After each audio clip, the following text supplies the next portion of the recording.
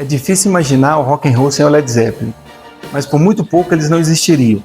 Tudo começou com um violão abandonado, um garoto curioso e uma sequência de encontros improváveis.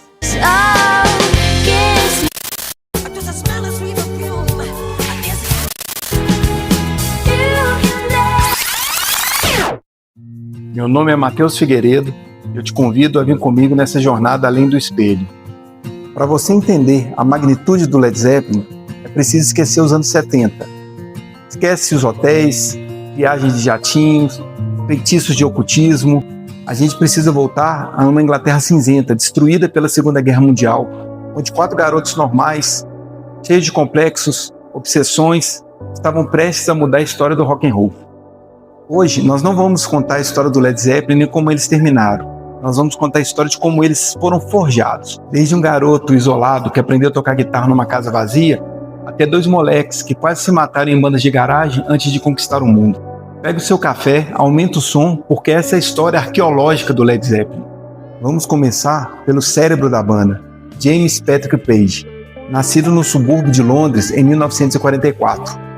Page era um garoto estranho, solitário e doente, até que sua família se mudou para uma casa em Miles Lane, e os antigos moradores deixaram um violão espanhol velho jogado no canto da casa. Ninguém tocava violão na casa de Page, e ele, um garoto entediado, pegou o violão e começou a tirar umas notas sozinho.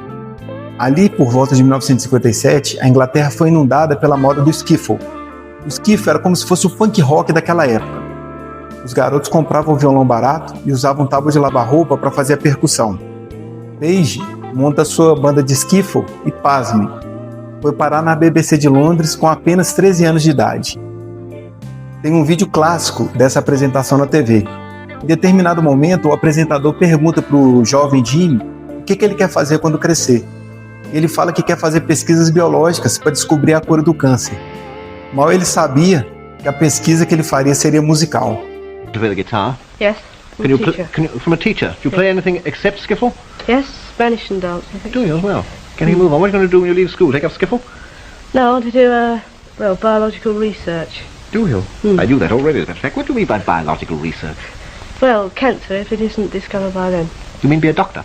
No, I haven't got enough brains for that, I don't think, so... Not enough brains? No. Well, I'm sure you have. Well, all right. Yes. Understood, as they say. Not at all. I think you've got quite enough brains to be a doctor. But what you want to do is to research into germs. Yes, certainly. Do you? Now then... Mas a estrada não foi fácil. Page começou a rodar por pubs da Inglaterra com a banda The Crusaders. Mas infelizmente ele pegou uma febre glandular fortíssima devido às viagens de vans num frio intenso. E ele precisou de se afastar da música por um tempo. Acabou se dedicando à pintura e ao desenho.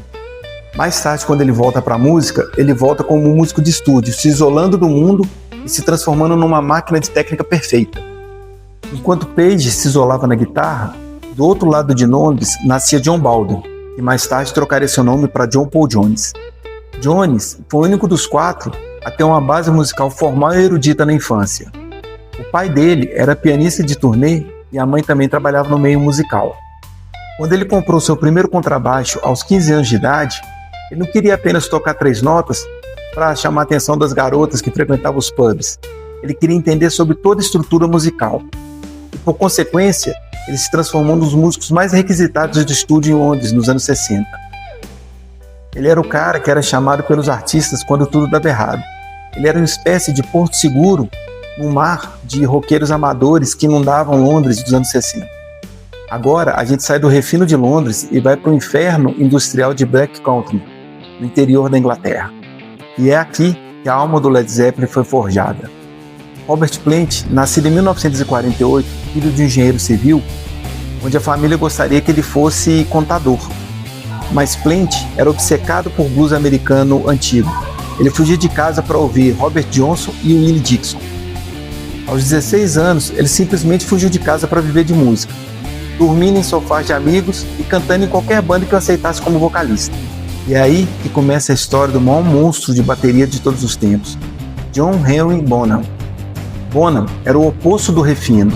O moleque era bruto. Começou tocando em latas de café, caixas de sabão com galhos de árvore. A mãe comprou para ele uma caixa de bateria de verdade quando ele tinha 10 anos de idade. E o pai lhe deu uma bateria completa quando ele completou 15 anos. Bonham nunca teve uma aula de música na vida.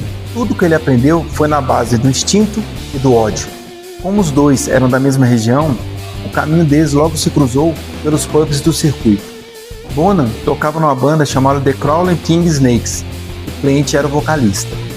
A lenda conta que quando eles tocaram a primeira vez juntos, os amplificadores de voz de Plant estouraram porque ele tentava cantar mais alto do que a bateria de Bonham. Mais tarde, Plant montou a Band of Joy e arrastou Bonham para ela. E a partir de então se tornaram uma dupla inseparável. Passaram fome juntos, tocavam em qualquer tipo de lugar juntos, a troco de cerveja e comida. Bonham tocava tão alto que constantemente era demitido das bandas.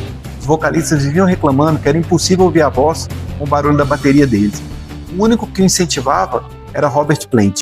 Aquela banda que Jimmy Page tinha gravado uns anos antes, tinha um guitarrista chamado Eric Clapton. Saiu da banda e Jimmy Page foi convidado para entrar no lugar dele, rejeitando o convite. Mais tarde, em 1966, ele aceita o convite e entra como baixista na banda Yardbirds. Mas problemas com grana, desgastes internos e queda da popularidade fez a banda se destruir. Então vamos entender o cenário. O ano era 1968, Jimmy Page tinha a banda e uma turnê para terminar. Procura logo um seu conhecido de estúdio, John Paul Jones, mas ainda faltava um vocalista e um baterista. Quando Page viaja para ver Robert Plant cantar, por indicação de um empresário, ele vê ali o blues que ele tanto amava, mas com uma energia jovem e sexual que tanto faltava em Londres.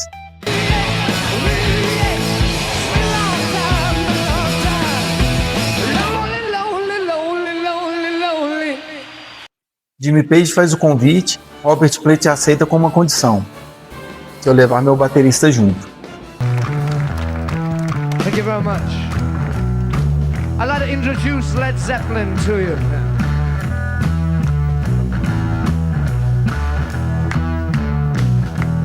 On bass guitar, John Paul Jones. John Paul Jones. On drums, John Bonham.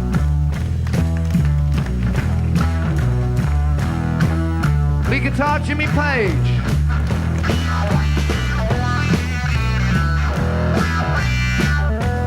And myself, Robert Plant.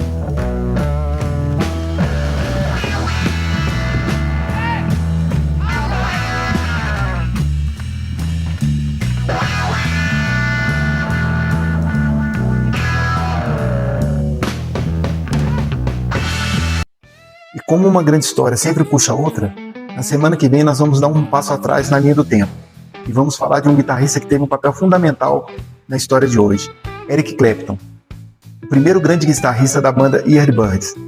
Antes de Jimmy Page e antes de Led Zeppelin, existe uma grande história que vale a pena a gente conhecer, e é a história que a gente vai contar no próximo vídeo. Se você gostou desse conteúdo, dá um joinha.